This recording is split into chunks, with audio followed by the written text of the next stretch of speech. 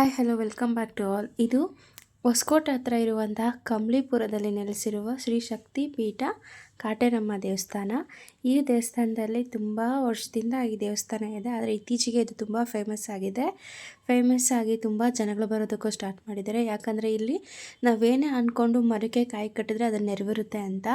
ಮತ್ತು ಈ ದೇವಸ್ಥಾನದಲ್ಲಿ ಏನಪ್ಪ ವಿಶೇಷ ಅಂದರೆ, ನಾವು ಕಾಯಿ ಕಟ್ಟೋ ಮೊದಲು ಅಲ್ಲಿ ದೇವಸ್ಥಾನದಲ್ಲಿರುವಂತಹ ಪುರೋಹಿತರಾಗಲಿ ಅಲ್ಲಿ ಸಪ್ರೇಟಾಗಿ ಕ್ಯೂ ಸಿಸ್ಟಮ್ ಇರುತ್ತೆ, ಅಲ್ಲಿ ಹೋಗಿ ನಾವು ಈ ಥರ ಅರಿಕೆಗೆ ಅಂದರೆ ಸಾಲಕ್ಕೆ ಸಾಲ, ಇಲ್ಲಾಂದರೆ ಮಕ್ಕಳಾಗೋದಕ್ಕೆ, ಇಲ್ಲಾಂದರೆ ಹಣಕಾಸಿನ ಬಾಧೆ, ಇಲ್ಲಾಂದರೆ ಮನೆಗೆ ಒಳ್ಳೇದಾಗೋದಕ್ಕೆ, ಇಲ್ಲ ಆರೋಗ್ಯ ಸಮಸ್ಯೆ, ಏನೇ ಸಮಸ್ಯೆ ಇದ್ದರೂ ಸಹ ಅಲ್ಲಿ ಒಂದೊಂದು ಸಮಸ್ಯೆಗೆ ಒಂದೊಂದು ಮಂತ್ರ ಇರುತ್ತೆ. ಆ ಮಂತ್ರಕ್ಕೆ ಎಷ್ಟು ಸುತ್ತು ಹಾಕಬೇಕು, ಆಲದ ಮರ ಇದೆ ಅಲ್ಲಿ, ಆಲದ ಮರಕ್ಕೆ ಕಾಯಿ ಕಟ್ಟೋದು ನಾವು ಅಲ್ಲಿ ಆಲದ ಮರಕ್ಕೆ ಕಾಯಿ ಕೊಟ್ಟೋಕ್ಕಿಂತ ಮುಂಚೆ ಹೋಗಿ ಅಲ್ಲಿ ಚೀಟಿ ತೊಗೊಬೇಕು. ಚೀಟಿನಲ್ಲಿ ನಮ್ಮ ಸಮಸ್ಯೆ ಏನು ಅಂತ ಹೇಳಿದ್ರೆ ಅವರು ಆ ಸಮಸ್ಯೆಗೆ ಯಾವ ಥರ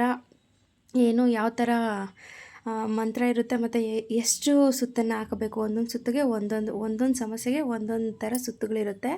ಉದಾಹರಣೆಗೆ ಮಕ್ಕಳಾಗೋದಕ್ಕೆ 101, ಆರೋಗ್ಯ ಸಮಸ್ಯೆಗೆ 97, ಈ ಥರ ಚೀಟಿನಲ್ಲಿ ಬರೆದಿರ್ತಾರೆ. ಮತ್ತು ಮಂತ್ರ ಇರುತ್ತೆ, ಆ ಮಂತ್ರನ ಹೇಳ್ಕೊಂಡು ನಾವು ಫಸ್ಟು ಅಮ್ಮನವ್ರ ದರ್ಶನ ಮಾಡಿಕೊಂಡು ಕಾಯಿ ತೊಗೊಂಡು ಮಂತ್ರ ಹೇಳ್ಕೊಂಡು ಅಲ್ಲಿ ಕಾಣಿಸ್ತಿದೆಯಲ್ವ ಆಲದ ಮರ ದೊಡ್ಡದಾಗಿದೆ, 2 ಆಲದ ಮರ ಇರೋದು.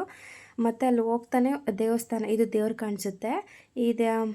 ಕಾಣಿಸುತ್ತೆ, ಮತ್ತು ಅಲ್ಲಿ ಹೋಗಿ ಆಲದ ಮರದ ಹತ್ರ ಅವ್ರು ಹೇಳಿರೋಂತಹ ಮಂತ್ರ ಹೇಳ್ಕೊಂಡು ಭಕ್ತಿಯಿಂದ ಇರ್ಬೋದು, ನೋಡ್ತಾ ಇರ್ಬೋದು. ಅದೆಲ್ಲ ಭಕ್ತಾದಿಗಳು ಕಟ್ಟಿರೋವಂತಹ ಕಾಯಿಗಳು.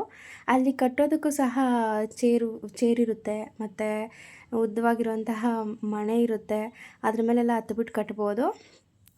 ಒಳಗಡೆ ಮರದ ನೋಡಿ ಆ ಥರ ಕಾಣಿಸ್ತಿದೆಯಲ್ಲ, ಆ ಥರ ಕಟ್ತಾ ಇರ್ಬೋದು. ಮತ್ತು ಒಳಗಡೆ ಮರದ ಕೆಳಗಡೆ ಒಂದು ದೇವಿ ಇದೆ. ಆ ದೇವಿ ಉದಾಹರಣೆಗೆ 101 ಸುತ್ತು ನಮಗೆ ನೆನಪಿರಲ್ಲ, 109, 101 ಎಷ್ಟು ಸುತ್ತಿದ್ದೀವಿ ಅಂದರೆ ಆ ಥರ ಏನು ಮಾಡಬೇಕು, ಮೊದಲೇ ಒಂದು ಕವರಲ್ಲಿ ಹೂವು ತೊಗೊಬೇಕು. 101 ಹೂವು ತೊಗೊಂಡು, ಹೂವು ಇಲ್ಲ ಚೀಟಿ ಏನಾದರೂ ಒಂದು, ಇಲ್ಲ ಕೆಲವರು ಕೈಯಲ್ಲಿ ಮಾಡ್ಕೊತಾ ಇರ್ತಾರೆ, ಕೆಲವರು ಹೂವು ತಗೊಂಡಿರ್ತಾರೆ ಅಲ್ಲಿ. ಯಾಕಂದರೆ ಹೂವು ತಗೊಳ್ಳೋದು ಬೆಸ್ಟು.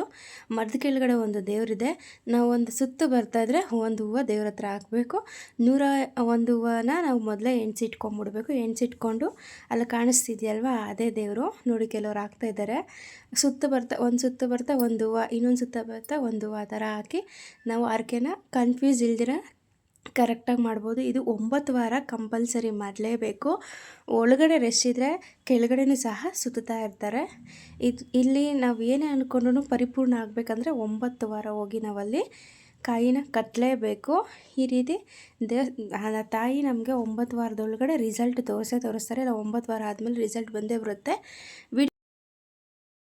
ಏನಪ್ಪ ವಿಶೇಷ ಈ ದೇವಸ್ಥಾನದಲ್ಲಿ ಅಂದರೆ, ಯಾರೇ ಮಾಟ ಮಂತ್ರ ಮಾಡಿಸಿದ್ರು, ಇಲ್ಲ ನಮ್ಗೆ ದೃಷ್ಟಿ ಆಗಿದೆ ಅಂತ ಅನ್ನಿಸಿದ್ರು, ಅಲ್ಲಿ ವಿಗ್ರಹ ಕಾಣಿಸ್ತಿದೆಯಲ್ವ, ದೊಡ್ಡ ಕಾಟೇರಮ್ಮ ದೇವಿ ನಿಂತ್ಕೊಂಡಿರುವಂತಹ ವಿಗ್ರಹ ಇದೆಯಲ್ವ, ಈ ವಿಗ್ರಹದ ಮುಂದೆ ಪೂಜಾರಿಗಳು ಏನು ಮಾಡ್ತಿರ್ತಾರೆ, ದೃಷ್ಟಿ ತೆಗೆದು ನಿಂಬೆಹಣ್ಣ ತುಳಿತಾ ಇರ್ತಾರೆ. ಮತ್ತು ದೇವಸ್ಥಾನದಲ್ಲ ಬೀಗ ಸಿಗುತ್ತೆ, ಆ ಬೀಗನ ಸಹ ತೊಗೊಂಬಂದು ನಮ್ದೇನಿದೆಯೋ ಅದನ್ನು ನಾವು ಬೇಡ್ಕೊಂಡು, ಏನಾದರೂ ಕೆಲಸ ಆಗಬೇಕು, ಇಲ್ಲ ನಮ್ಗೆ ಏನಾದರೂ ಮಾಡಿಸಿದ್ದಾರೆ ಅದನ್ನು ಸಹ ನಾವು ಮುಕ್ಕೊಂಡು ಅಲ್ಲಿ ಬೀಗನ ಹಾಕ್ಬಿಟ್ಟು ಆ ಕೀನ ಅಲ್ಲೇ ಬಿಸಾಡ್ಬಿಡ್ಬೇಕು. ಯಾರೂ ತೆಗಿಯೋಕ್ಕಾಗಬಾರ್ದು, ಆ ಥರ ಬಿಸಾಡ್ಬಿಡ್ಬೇಕು. ಆ ಥರ ಬಿಸಾಡೋದ್ರಿಂದ ನಮ್ಮ ಕಷ್ಟಗಳು ಪರಿಹಾರ ಆಗುತ್ತೆ ಅನ್ನೋದು ಒಂದು ಅಲ್ಲಿ ವಿಶೇಷವಾಗಿದೆ. ಮತ್ತು ದೇವಿ ಮುಂದೆ ಆ ಅಲ್ಲಿ ನೆಲೆಸಿರುವಂತಹ ದೇವ್ರ ವಿಗ್ರಹದ ಕೆಳಗಡೆ ಒಂದು ಫೋಟೋಗಳಿದೆ. ಅಲ್ಲಿ ಪೂಜೆ ಮಾಡಿ ನಾವು ತೊಗೊಂಡೋಗಿರುವಂತಹ ದೀಪಗಳನ್ನು ಅಲ್ಲಿ ಆರತಿ ಮಾಡಿ ದೇವ್ರ ಮುಂದೆ ತೊಗೊಂಬಂದು ಅಲ್ಲಿ ಇಡಬೇಕು. ಎಲ್ಲ ಥರದ ಪರಿಹಾರಕ್ಕೂ ಅಲ್ಲಿ ದೀಪನ ಹಚ್ಚಬೋದು. ನಿಂಬೆಹಣ್ಣು ದೀಪ, ಮಣ್ಣಿನ ದೀಪ ಇತ್ಯಾದಿಗಳನ್ನ ಹಚ್ಬೋದು.